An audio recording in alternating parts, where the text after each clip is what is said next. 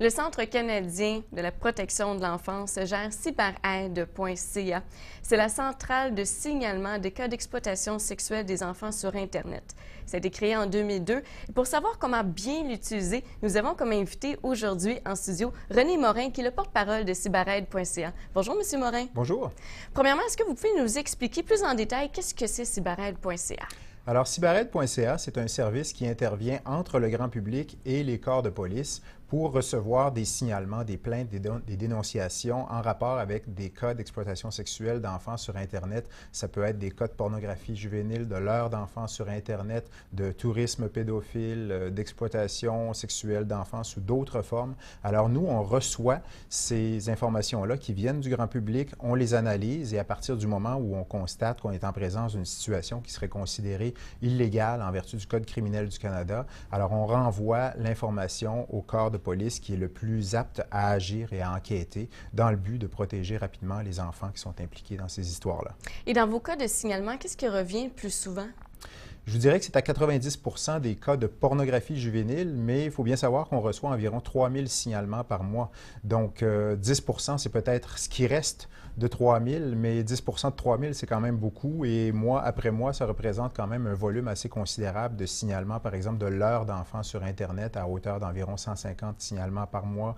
Ça peut être des signalements comme ce qu'on reçoit de plus en plus venant des adolescents dans les écoles, des signalements de sexting, d'auto-exploitation juvénile dans les écoles.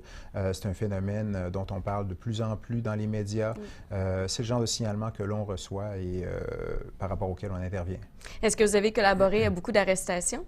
Oui, en fait, depuis la création de cyberaide.ca, on sait qu'il y a au moins 460 arrestations qui ont été réalisées en lien direct avec un signalement qui nous avait été transmis préalablement. Au Québec, on parle d'environ une soixantaine d'arrestations. Ce qui est important de souligner ici, c'est que lorsqu'on réussit finalement à arrêter une personne, c'est pas qu'un seul enfant qu'on a protégé, c'est probablement plusieurs dizaines d'enfants. On sait que les cyberprédateurs sur Internet travaillent systématiquement sur plusieurs enfants à la fois. Donc, en arrêter un, c'est protéger plusieurs enfants. Vous travaillez, sur les cas d'exploitation sexuelle des enfants, mais est-ce que aussi vous vous occupez de l'intimidation sur Internet? Oui, en fait, l'exploitation sexuelle des enfants sur Internet, je dirais, c'est notre créneau traditionnel. C'est ce sur quoi on travaille depuis 2002, c'est ce qui nous a vu naître, mais ce qu'on constate de plus en plus, c'est que dans les cas d'auto-exploitation juvénile, par exemple, les cas de sexting dans les écoles, c'est un problème grandissant et ces histoires-là vont souvent mener à des campagnes d'humiliation, de cyber-intimidation. Et oui, ça ne nous laisse pas indifférents. Et oui, on reçoit ce genre de signalement-là et on y donne suite. C'est ça, parce que les jeunes partagent parfois les photos et ça, c'est très illégal, là. Bien, en fait, ce que beaucoup de jeunes ne réalisent pas, malheureusement, c'est qu'il existe des lois en matière de pornographie juvénile et à partir du moment où, par exemple, dans l'intimité d'une relation entre un chum et sa blonde, il y a des images intimes qui se prennent, qui s'échangent, ce que la loi dit, c'est que toute image, toute représentation du corps nu ou des organes sexuels d'un enfant âgé de moins de 18 ans constitue du matériel de pornographie juvénile. Donc, prendre des images comme ça, c'est créer de la pornographie juvénile. Les retransmettre à d'autres personnes, c'est transmettre, diffuser de la pornographie juvénile et avoir ces images-là sur notre téléphone intelligent, sur notre ordinateur, c'est posséder du matériel de pornographie juvénile. Donc, déjà là, une simple prise de photo peut mener à 3 infractions. Donc, si un jeune de 16 ans prend sa copine nue en photo et elle aussi, elle est mineure, il peut être accusé de possession de pornographie juvénile, c'est ça? Oui, maintenant, il faut voir dans quelles circonstances tout ça s'est produit. Est-ce qu'on parle d'une prise d'image de façon consensuelle dans l'intimité d'une relation entre 2 personnes? C'est une chose. Le problème, c'est que lorsqu'il y a rupture de la relation, ces images-là vont se mettre à circuler parfois par vengeance et c'est là que ça devient un problème. Il y a aussi beaucoup de ces images-là qui se prennent dans des situations de coercition, par exemple, où vous avez, je ne sais pas moi, une jeune fille qui aurait trop bu à un party, qui va se faire photographier dans une situation compromettante et là, les images vont se mettre à circuler. Donc, évidemment, les policiers auront plus tendance à déposer des accusations lorsque les images sont prises dans des situations compromettantes, lorsqu'il s'agit carrément d'un acte malveillant. Alors oui, il y aura vraisemblablement dépôt d'accusation. Les téléphones intelligents, même l'Internet, c'est quand même assez récent. Est-ce que vous trouvez qu'il y a un manque dans les lois actuellement? Écoutez, lorsque les lois sur la pornographie juvénile ont été créées, ça remonte aux années 80, hein? Oui. À ce moment-là, l'Internet grand public tel qu'on le connaît aujourd'hui n'existait pas vraiment. Le téléphone intelligent n'existait pas. Les réseaux sociaux n'existaient pas. Et on n'imaginait pas qu'un jour, la plupart des adolescents allaient se promener avec un appareil qui allait leur permettre de prendre des images, des photos, des vidéos et de diffuser ça à grande échelle dans le monde entier. C'était quelque chose qui était inimaginable lorsqu'on a créé les lois sur la pornographie juvénile dans les années 80. Par la suite est apparu l'Internet grand public avec toutes les problématiques qu'on a vues apparaître, comme par exemple le leurre d'enfants sur Internet. Ça a donné lieu à des nouvelles infractions qui ont été ajoutées au Code criminel du Canada. En 2011, il y a eu d'autres infractions qui ont été ajoutées aussi pour criminaliser, par exemple, l'échange de matériel pornographique entre un prédateur et une victime potentielle sur Internet.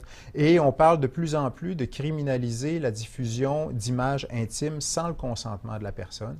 Et ça, c'est peut-être le genre de choses, justement, qui permettrait d'agir plus efficacement dans des cas de sexting dans les écoles, par exemple. Est-ce que vous avez des conseils à donner aux parents qui aimeraient protéger leurs enfants sur Internet, que ce soit leurs ados, mais aussi leurs plus jeunes enfants? Il y a plein de choses à dire là-dessus. Vous savez, toutes les études qui ont été menées sur ce sujet-là concourent toutes à la même conclusion, à savoir que la vaste majorité des parents sont très, très peu conscients des activités de leurs enfants, de leurs adolescents sur Internet. Donc, premier conseil, intéressez-vous aux activités de vos jeunes sur Internet. Sachez ce qu'ils font. Sachez avec qui ils sont en communication sur Internet. Faites-leur comprendre que vous êtes aux aguets, que vous êtes vigilants et quelque part, cette attitude-là de la part des parents va faire en sorte que les adolescents vont être plus portés à faire attention à ce qu'ils font sur Internet. Ça, c'est la première chose. La deuxième chose, c'est qu'il y a souvent un décalage générationnel. Vous savez, la génération actuelle est la première génération de ce qu'on appelle en anglais les digital natives, hein? Les jeunes qui sont nés avec Internet, qui ont grandi avec Internet, ce qui n'est pas nécessairement le cas de leurs parents, pour qui c'est arrivé plus tard, parfois beaucoup plus tard et parfois même pas encore.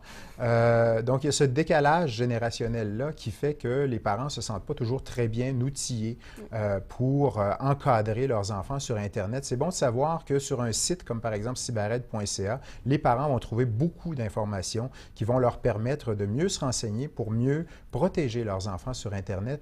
Et j'inviterais peut-être aussi les parents à partir de toutes ces histoires-là qui presque quotidiennement maintenant sont véhiculées par les médias. Presque tous les jours maintenant, on entend parler du démantèlement d'un réseau de pédophilie. Encore la semaine dernière, à Sherbrooke, on a appris qu'un enseignant s'était fait prendre à leurrer des jeunes filles sur Internet à travers Facebook en se faisant passer pour une propriétaire d'agence de mannequins. Bon, il faut partir de ces histoires-là qui sont véhiculées par les médias pour engager des conversations très, très, très importantes avec les enfants.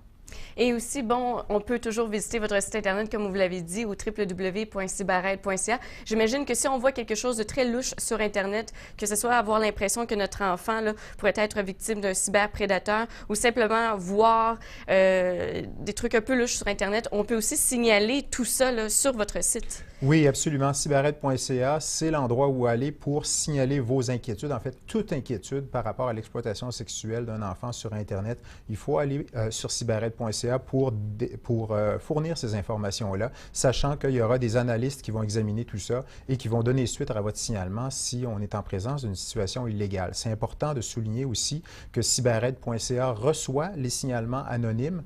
Il y a beaucoup de gens qui sont en possession d'informations, qui savent que des choses se passent, que tel ou tel l'enfant peut être en danger, mais qui vont s'abstenir de communiquer ces informations-là directement aux services de police de peur de se mettre eux-mêmes dans le pétrin. Alors nous, on va recevoir ces signalements-là et on va leur donner le même, on va les traiter avec le même sérieux que si le signalement venait d'une personne identifiée. Le but de tout ça, c'est de protéger les enfants le plus rapidement possible contre les dangers qui les guettent sur Internet. Merci beaucoup, M. Morin, d'être venu à l'émission aujourd'hui. Merci à vous. Et pour nous, on va continuer l'émission. On s'en va en pause et on va revenir dans 2 petites minutes.